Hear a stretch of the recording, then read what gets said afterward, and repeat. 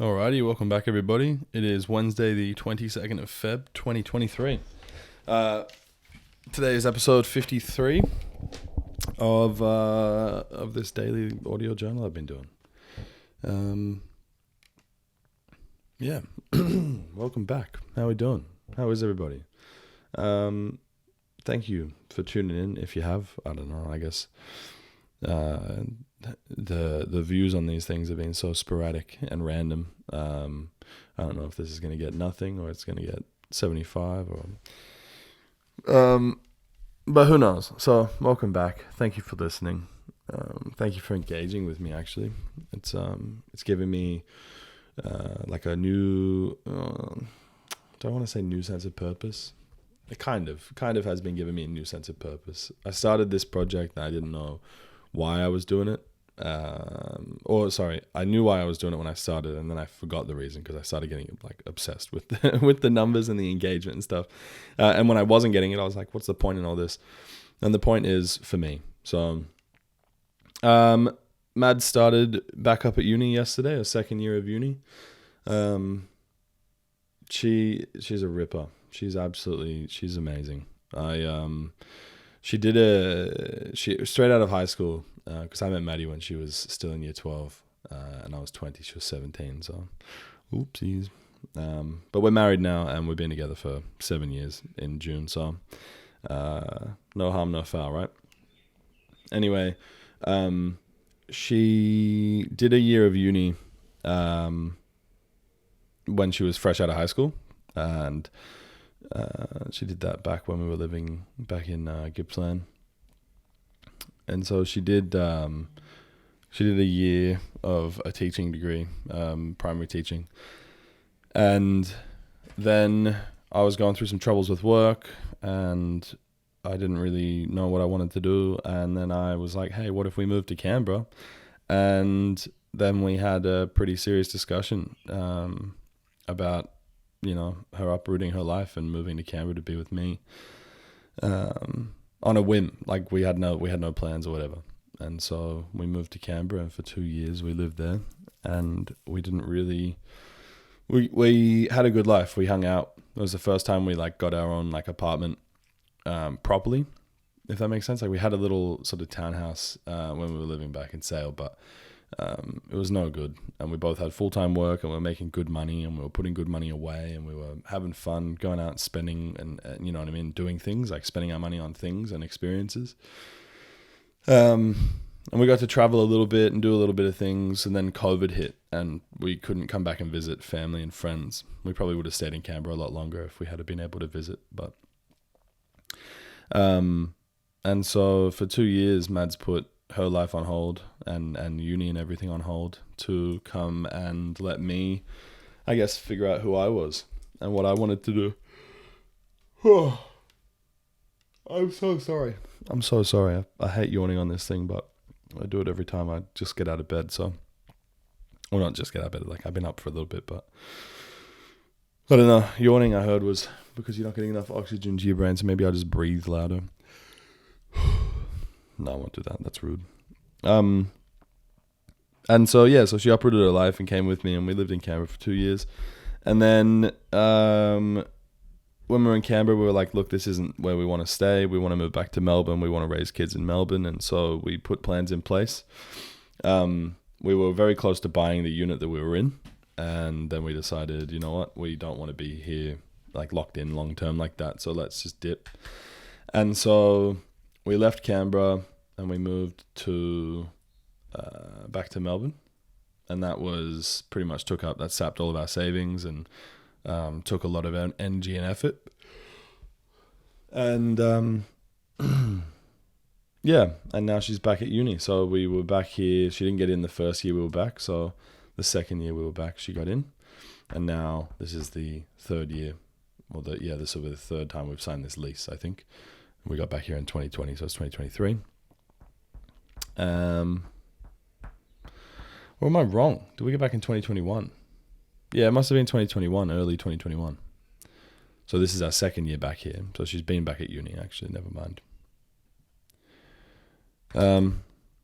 Anyway, so now she's back at uni, and she's doing poetry class at the moment. She taught me yesterday what a sonnet was. I had no clue, so I'm going to try writing her a sonnet today, because I think that would be a sweet thing to do. I think that to show my appreciation for who she is and the life that we've created together, and the sacrifices that she's made and the commitment that she's shown, which I hope that I've reciprocated, is beautiful and powerful and inspiring. And I could think of a bunch of different words that would describe how I feel about it, but I just think that it's really cool, and she's really cool. I knew I wanted to marry her, and after our first date, we started talking, and I went and picked her up. She had told me that her dad didn't like tattoos, so I went and actually bought like a whole new outfit. I bought like new pants and a new button-up shirt, and like long sleeves so that it would cover my tats. And yeah, I went and picked her up, and I took her to get Indian food. And I went to this restaurant that like my family and I went to all the time, and we ordered some mushroom dish. And I fucking hate mushrooms. I used to. I hated mushrooms.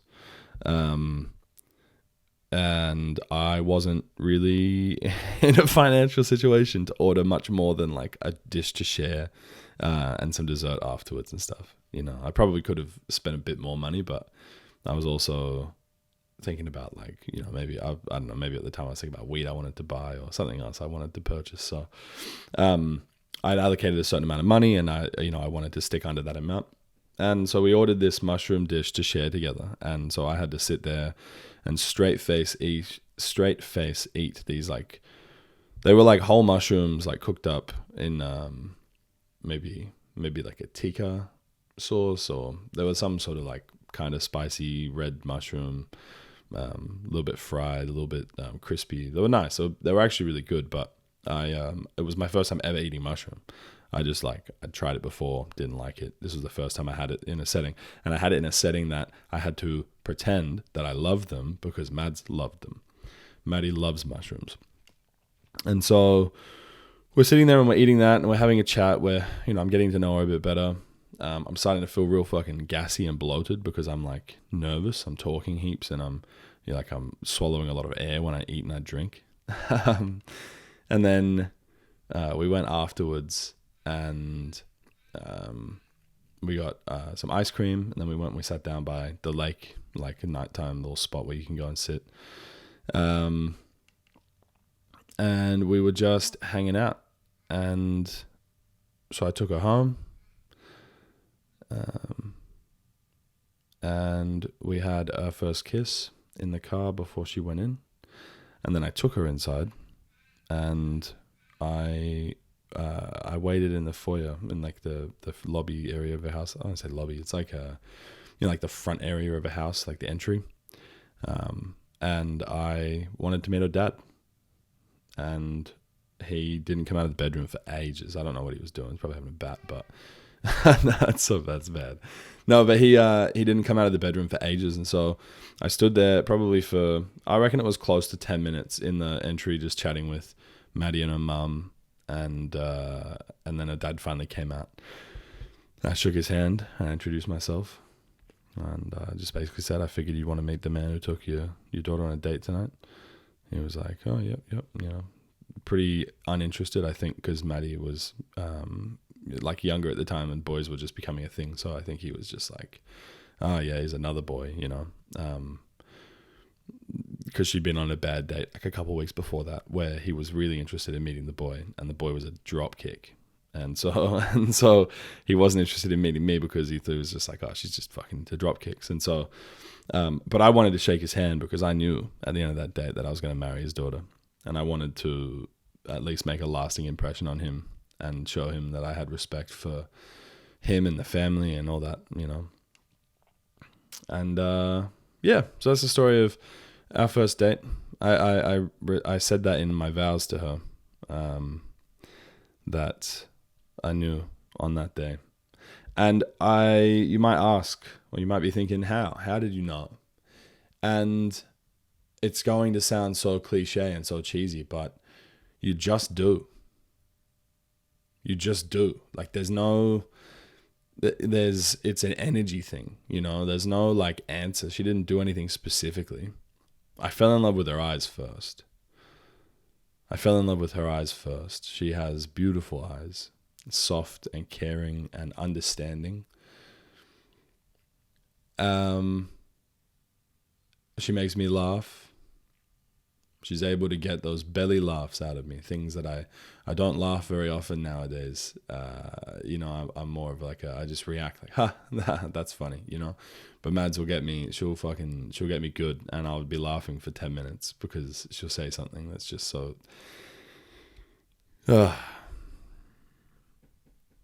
And at no moment in our entire relationship, we're married a year in June, we've been together 7 in June, we got married on the same day we started dating, the 6th of June.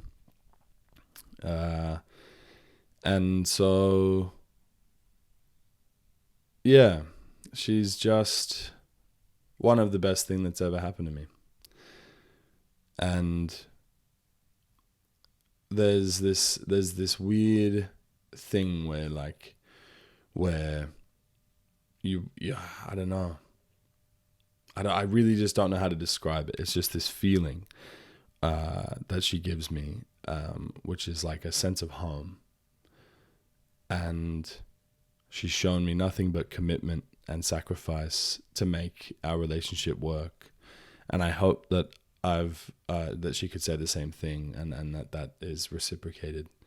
And the success of our relationship and the longevity of our relationship is going to be hinged on that one factor, is how much both of us are willing to make it work. And